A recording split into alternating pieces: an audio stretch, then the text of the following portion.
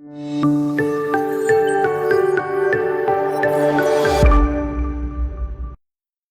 evening, everyone, and welcome to day 509, our continuing updates, coverage, care, love for everything that's happening at the war in Ukraine. Today is July the 17th, 2023, and yes, the big story of the day is Ukraine did hit the Kerch bridge.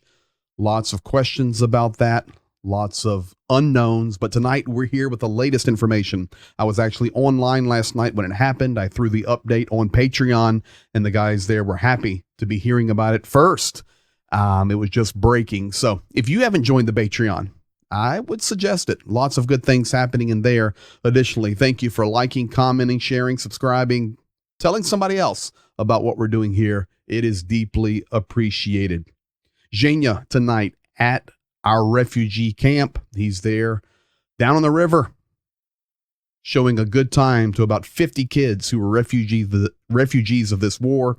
Parents have been lost in the war. They've lost their homes. Their parents are soldiers, et cetera, et cetera. It's a great thing. And that is happening because all of us together as a community church coming together to make this happen. So with that, we say thank you. So folks, let's jump into it tonight. I know everybody's here. They want to know about the Kerch Bridge. So let's jump into it. Here's what I can confirm to you. At 3:20 a.m. last night, the Kerch Bridge was hit. The question is this: who hit it? Ukraine hit it. That is the answer. Question number 2, how was it hit? With the HIMARS? No. It was hit with a naval drone aquatic vehicle, and it hit it really well. We're going to get the details on that, but for sure, Ukraine hit this target. Additionally, we're going to have more information coming on repercussions from this hit, of which there are many. So a little bit more as we climb into this here. This is an aerial shot of the bridge where it was hit. You can see on the left side there where the highway is kind of off kilter. It has actually been separated. I actually have some video I'm going to show you of that right now. This is when the Kerch Bridge was being inspected, and it was being inspected by the Deputy Prime Minister for that Crimea region. His name is Kushnulin. And after that, I'm actually going to play you some video, and I'll translate some of it for you, where Kushnulin is giving his report to Putin about the strike on the bridge. But here, this is the Kerch Bridge. Somebody driving by today. You can see the damage there on the span. Kind of close to the water here. This is Kushnulin. He's actually there inspecting the bridge. He's got his hat and his shirt on. In the sunlight, it looks blue. In a minute, I'm going to show you this guy talking to Putin. It kind of looks grayish purple, but it's the same shirt, same guy. Here is, he's looking at the span where it is separated, stepping down. So folks, you realize the car cannot drive over that. You're seeing the destruction now from between the lanes. I can tell you this: railroad traffic has been resumed. So this is not only a super highway, but it's also a rail transport. And you can see there was a 5-hour delay on the rail, and that was repaired. There was some light damage there, but that's taken care of. So the rail is rolling.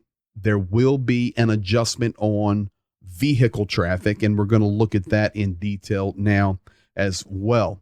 So the Kerch Bridge is not the only bridge that was hit.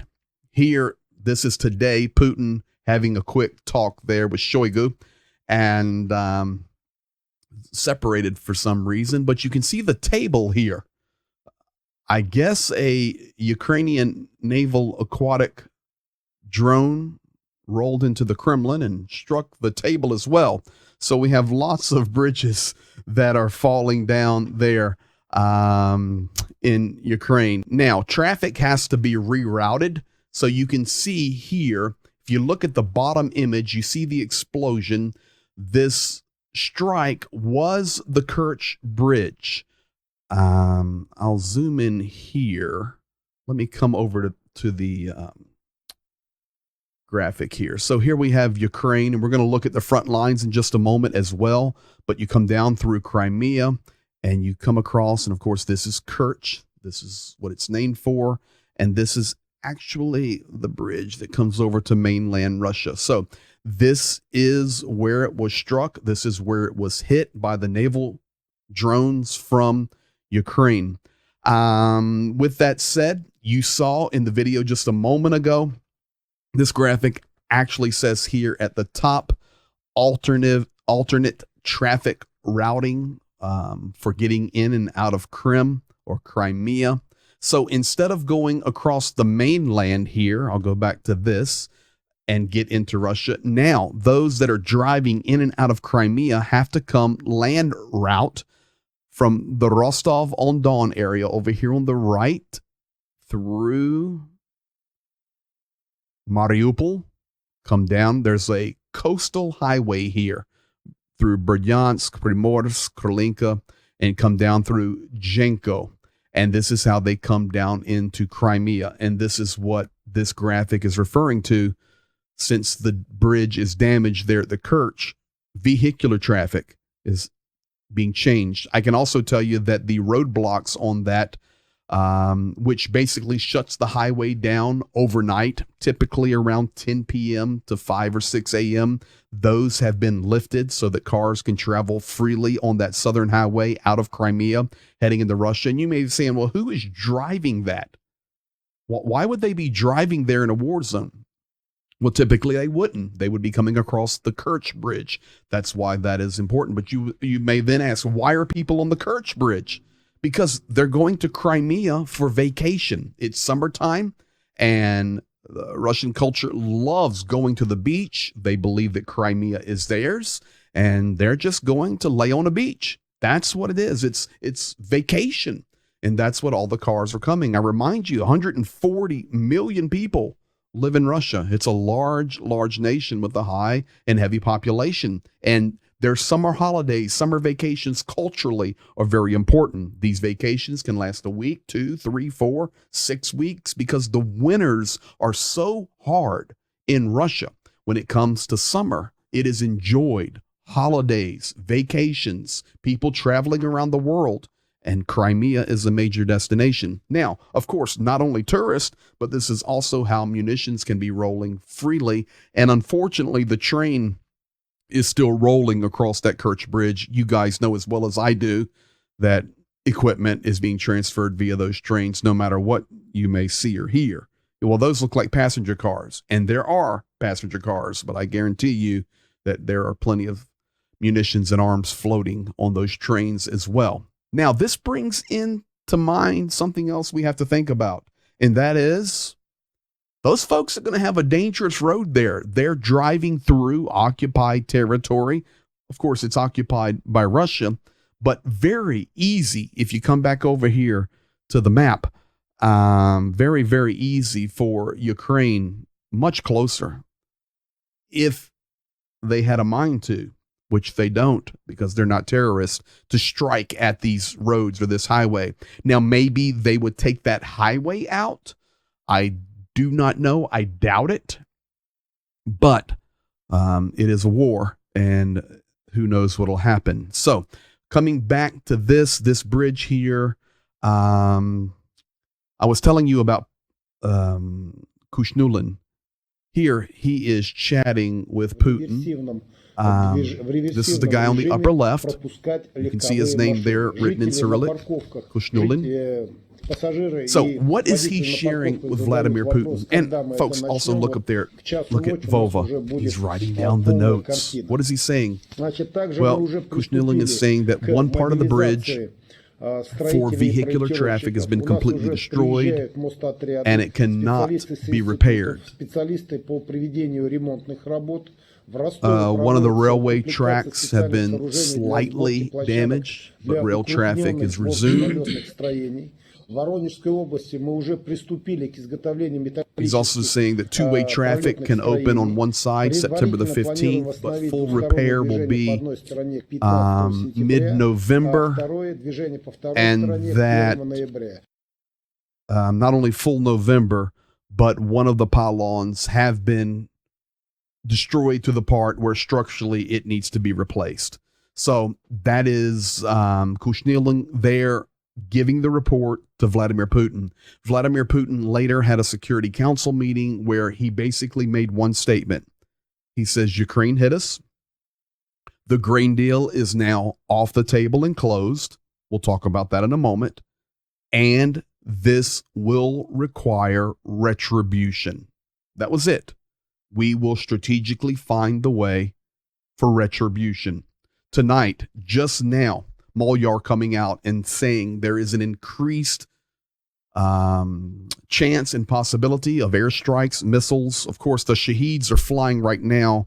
In fact, I can tell you if I look over here, Shaheeds are flying right now over Mykolaiv, over Kherson, and pushing up over Zaporozhye, even as we are speaking. And they do damage, but we're talking about more the Caliber class or the daggers or the Kinjal missiles. We're expecting that. Many in Russia are calling for a strike, a preemptive strike on the one of the key bridges there crossing the Dnipro River in Kyiv. Lots of things being bantered about. Of course, I remind you that this is the army that destroyed the Novokakhovka Dam, causing an ecological disaster and killing many more people than folks realize. So that's what's going on. Of course, there will be something coming in the future. Now, what is the view? Russia has been coming out today with various viewpoints. This is not only coming from the Kremlin, but of course, it's also coming from the talking heads. They're the propagandists in Moscow. They are saying the reason, number one, there on the left, Russia has said basically 5 things today. Ukraine has said 1. We can start with Ukraine if that helps you. Ukraine said, yes, we struck the bridge. Check. We struck it. Our Navy struck it. Our naval drone struck it. U.S. didn't strike it. Britain didn't strike it. Russia didn't strike it for a false flag event. We struck it. We hit the Kerch bridge, and been very encouraging for Ukrainians today. What has Russia said? Russia said, well, one of the reasons that the bridge was able to be struck is because we've been talking too much about making deals there in the Azov Sea and the Black Sea and these grain corridors. Therefore, number 2, not only out of Peskov, but also out of Vladimir Putin and the rest of the world now is aware, the grain deal is dead. So we'll talk about what that means in just a moment. Russia was also saying, I'm not sure Ukraine could do that. Technically, I think the U.S. and Britain helped them.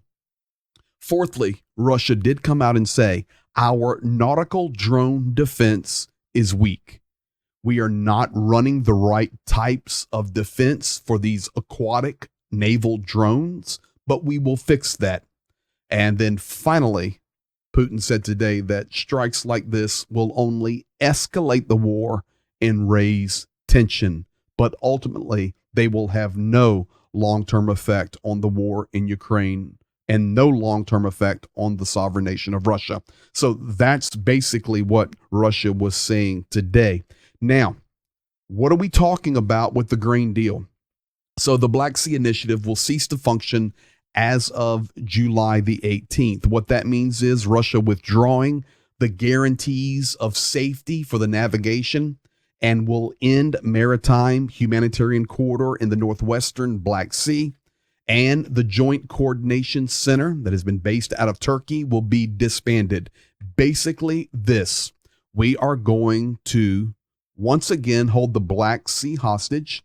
We're not going to guarantee safety for the humanitarian vessels or the maritime vessels going and trying to carry out grain that goes to the rest of the world. So now that grain deal, of which we've heard so much about over the last 2 or 3 weeks, especially out of the United Nations, is now dead.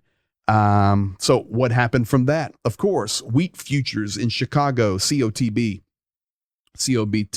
Chicago Board of Trade, immediately spiked. Wheat futures have now risen by 4.3% as of the time that we're streaming tonight. So what does that mean?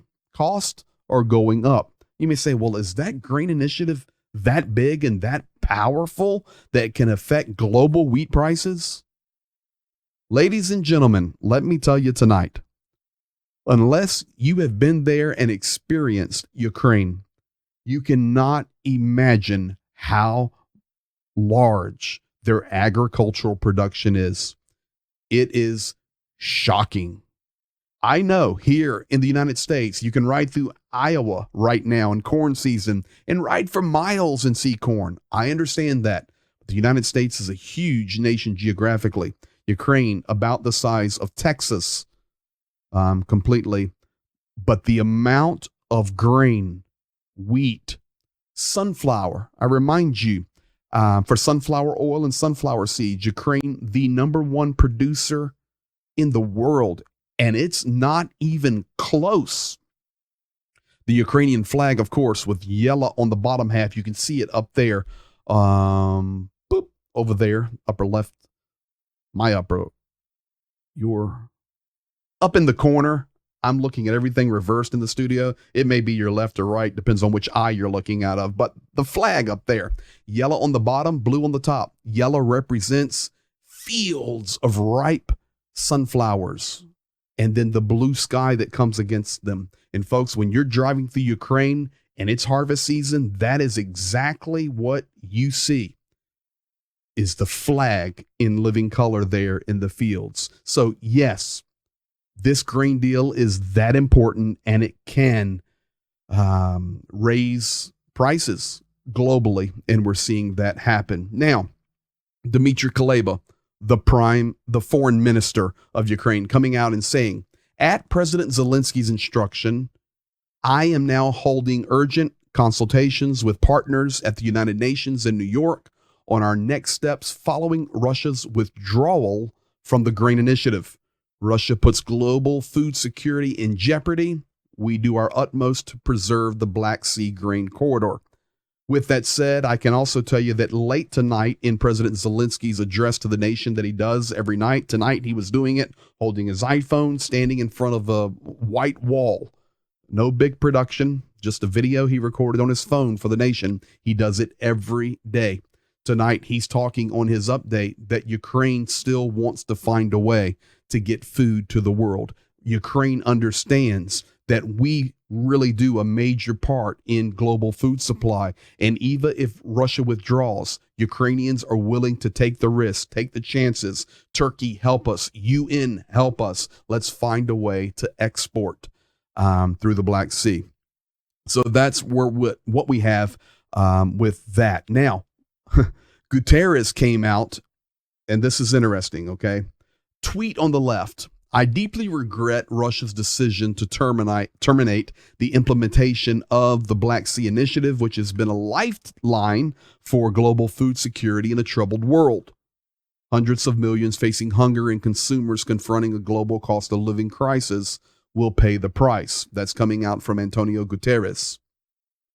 Mykola Podolyak, who is the advisor to the office of president for President Zelensky there in Ukraine and is really one of the mouthpieces for President Zelensky, made a very poignant point in his tweet on the right. He says, thank you for that, Guterres, but you still and the United Nations still does not understand. And he focused on, why are you using the terminology deeply regret Russia's decision? Why is the United Nations being held hostage at the decision of Russia? Why do we have to regret?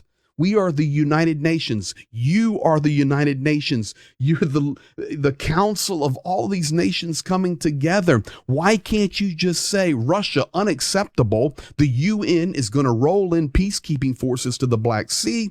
And if one vessel is touched, we will steamroll you. We're going to feed the world. That's the type of leadership that is needed for the world. But we have nothing but cowards, whether it's in White House, Europe, or the United Nations. Podolyak said, stop it. Why is the world so ignorant on this and everybody so afraid of Russia? We're fighting them every day. We're not afraid of them. And if you were not afraid of them as well, the world then would be a better place. That's the global confrontation. Stand up and be a man. Powerful. Agree completely. Now, want to rotate now. Folks, that's the update on Kerch Bridge. That's up to the minute. Grain Initiative, up to the minute. Now, with that said, over the last few days, you're looking at a map here. Of course, this is written in Ukrainian, but it's Kupiansk and it's Liman.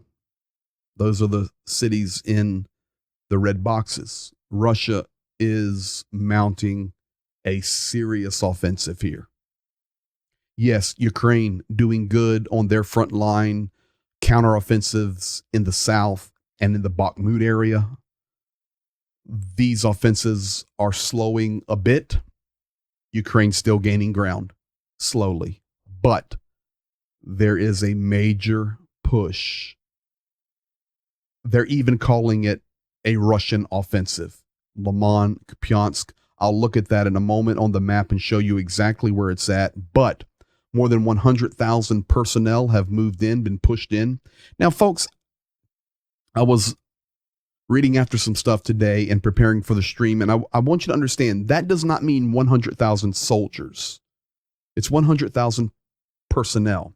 So when the military comes in, and I know our military guys on here know way more than I know, but when the military pushes in, I can even tell you from the Ukrainian side, being there on the front lines for 5 months, it's not just soldiers there, but there are support personnel. Those are also counted as a part of those frontline pushes. So more than 100,000 personnel, 900 tanks, 555 artillery pieces, and 370 MLRS systems are pushed into that region between Liman and Kupiansk. And Russia is not defending, they're pushing. So they are having a counter offensive. If we go here, let me show you where I'm talking about. I'm going to zoom out now. Of course, guys, you know, this is Ukraine. This is Kyiv. We come over here to the right and we'll start up in the northern region here. I'm going to go right up to the north. This would be right at the border with Russia and Ukraine. You come down the front lines here, and right here is Kupiansk. Many Russians are calling for the taking of Kharkiv. Good luck, but they're calling for that. So the first push they would have to retake Kupiansk here and then push into Kharkiv. And all of this is very rural. We've rolled through all of this, all of these cities and all these towns we've been in. Chigiev, Zmiv, Balaklia, Izum, all of these. I know all of these places firsthand. So you get Kupiansk, and Ukraine has a mass of soldiers there as well. Then it'd be easier to push back toward Kharkiv. And of course, Kharkiv in some places is only about 10 kilometers from the Russian border, and you have Belgorod here. So Kharkiv, huge city, massive, but it's easier access to Kharkiv than to Kyiv. Let me put it that way. So they're talking about that. So Kupiansk is here, and then if you come down, Liman is here. So it's this whole zone here. Kupiansk, basically to the bottom of the green where Ukraine has liberated this before when Russia pulled back and Ukraine had their first counteroffensive. Of course, here's Izum, completely destroyed. We've talked about that and showed you much video on that. But right here, Russia pushing hard toward Kupiansk, Russia pushing hard. I mean, just look, all of this in Rubizhny, Lysychansk pushing hard now toward Liman. They're going for this. Now, if you come down just a little bit below that, you enter into that circle that I've taught you guys about: Slavyansk, Kramatorsk, Konstantinivka. This is the circle road that gives support to all these front lines, specifically as well of Bakhmut here. This offensive is still doing well. Ukraine controlling the highlands here, as Zhenya was sharing with you guys. It's a high ground here, and you can control this roadway and the entrance into and out of Bakhmut if you control this zone right there. And Ukraine is holding that. Ukraine is pushed on the north, but Bakhmut itself still controlled by Russia, and Russia is reinforcing into Bakhmut. We come down toward Avdiivka, and basically it's slowed tremendously. We're now just holding the lines on both sides. Krasnogorivka, little push here above Marinka, but Marinka's gone. Coming around, this is what Ukraine has already liberated, the green here below Veliki Novosilka. And we have a good little push here on this whole front line going down toward Makarivka. And that's about where we're at. Yes, we've worked all in these lines, and then we are getting a little bit more push here below Orikhiv. And Orikhiv here on the top is the city that Russia is just pounding every day. Little push here below Zaporizhia, a few hundred meters they've taken. Other than that, this is our line, and nothing has changed all the way down to Kherson.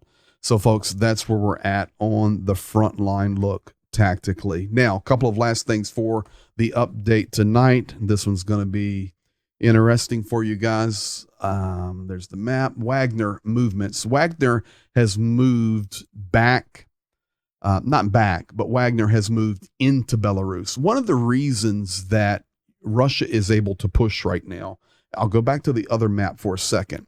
So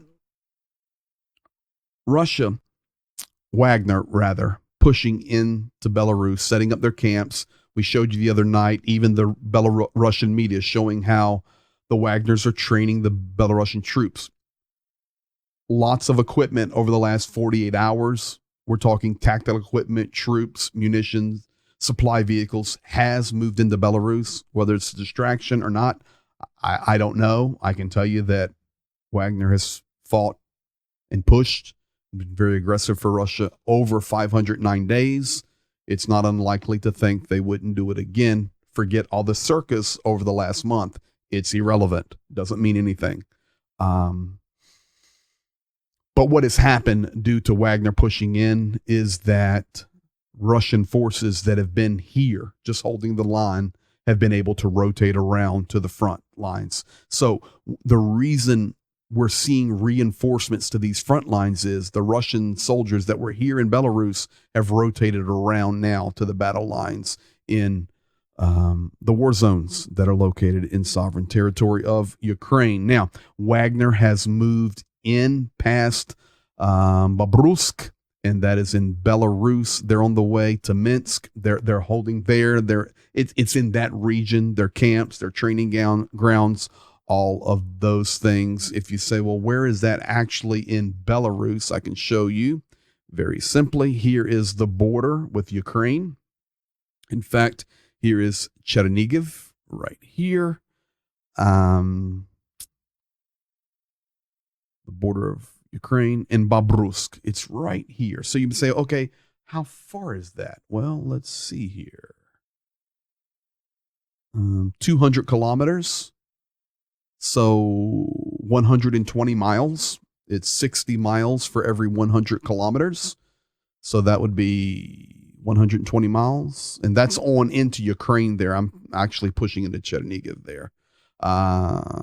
So that's where we're at on those lines there. So Wagner reinforcing there.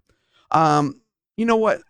I'll give you this in a moment. Let me show you a couple of things that are interesting as we close out. I'm going to close with a cartoon that's been kind of the joke for the day. It's a Soviet cartoon, and all kids that grew up in the Soviet Union know about it. But before we get there, in Energodar, of course, being down where the Zaporizhia nuclear power plant is located. Where is this at? Right here. Here's Nikopol. This is the Zaporizhia nuclear power plant right here on the Dnipro River. Of course, this is all dry now.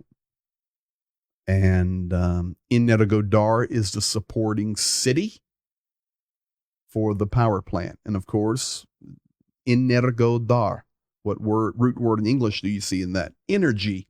So gift of energy in Energodar. And of course, it's the Zaporizhia nuclear power plant. So this city right here in Energodar,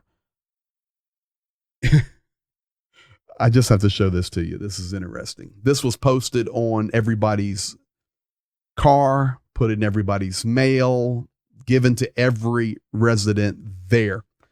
It is a document, and I'll translate it for you on the right. It says, Ministry of the Russian Federation for the Development of the Far East and the Arctic. Dear residents of Energodar, the Far East of Russia is waiting for you.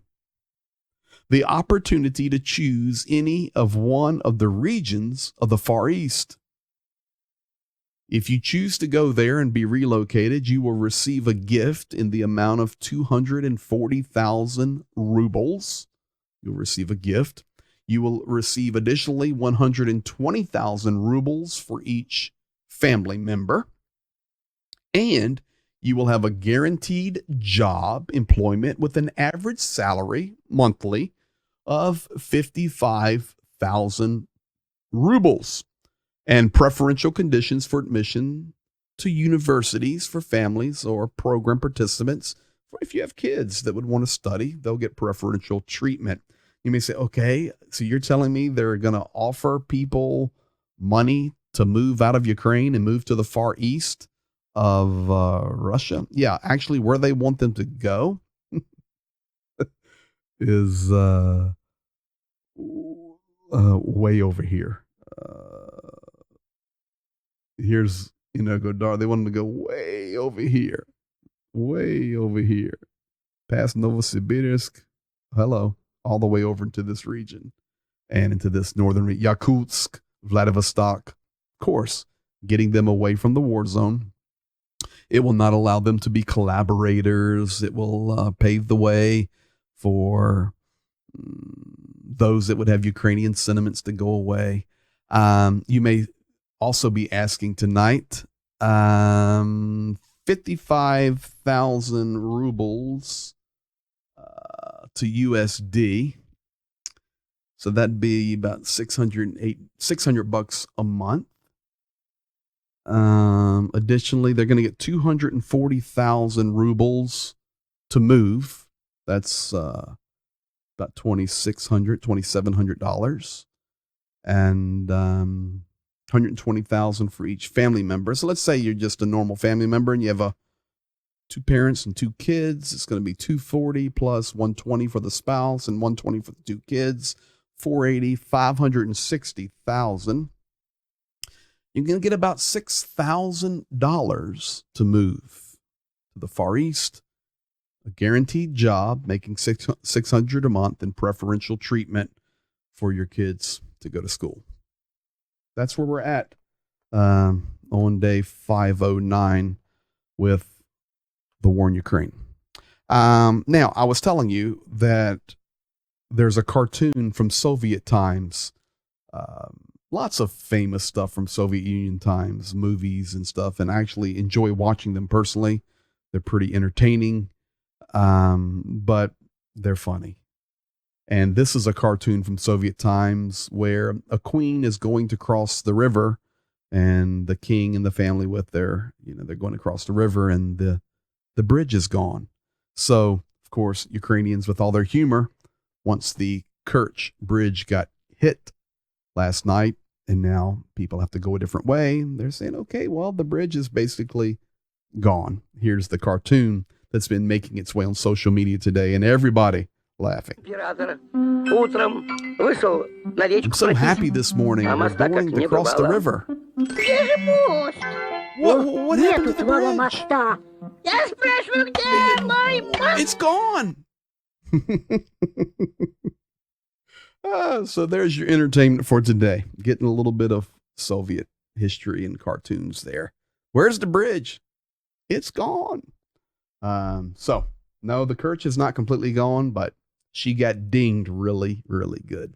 Folks, thank you for being here tonight. Thank you for continuing to support. Thank you for continuing to like, to share, comment, do all of the things that you do to help us build the subscriber base, continue to give, to support, and to care. As I told you when we began our team there with Zhenya, with the refugee kids having a summer camp, that's possible because of you. So you guys, thank you. Be blessed. Have a great evening. We'll see you in 48 hours unless something happens earlier. And if you want even more, make sure, hit the Patreon. Cost you a cup of coffee a month. Well worth it. Good guys in there, and I share a lot of stuff there. You guys be blessed, and we'll see you in 48 hours. Have a good night.